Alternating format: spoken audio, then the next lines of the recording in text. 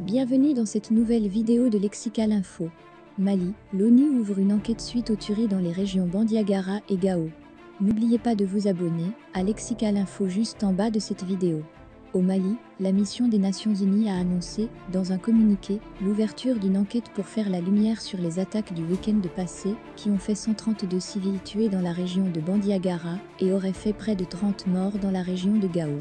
L'enquête sera conduite par la section droits de l'homme de la mission multidimensionnelle intégrée des Nations Unies pour la stabilisation au Mali, MINUSMA.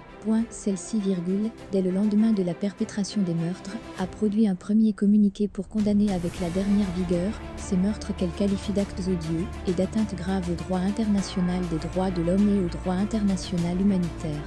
Dans ce communiqué, l'ONU justifie les raisons de l'ouverture de cette enquête qui est une application de son mandat relatif aux droits de l'homme.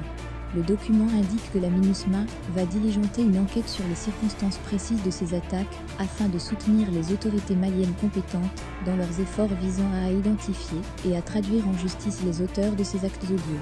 En début de semaine, le gouvernement a annoncé que les combattants de la Katiba de Massina du prédicateur Amadou Koufa ont perpétré des attaques meurtrières dans les localités de Dialassabou, Diaouli et Dessagou, dans le cercle de Bankas.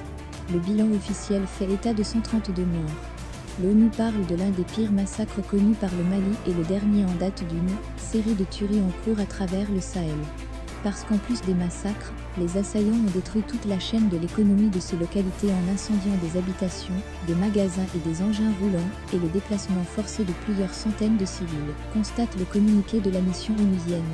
À ce titre, la MINUSMA a annoncé qu'elle envisage d'autres dispositions concrètes pour appuyer les efforts des autorités maliennes visant à assister les populations et à renforcer leur sécurité.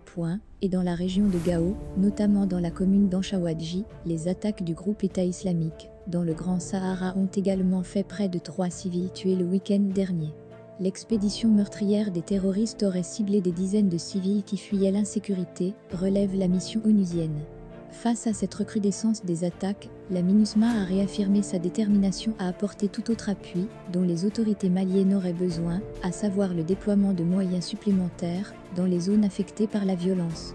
Le porte-parole de la MINUSMA, Olivier Salgado, de soutenir qu'il est plus que jamais nécessaire d'intensifier les efforts pour assurer une meilleure protection des populations civiles et, à cet effet, de mobiliser toutes les ressources disponibles et d'assurer leur utilisation judicieuse.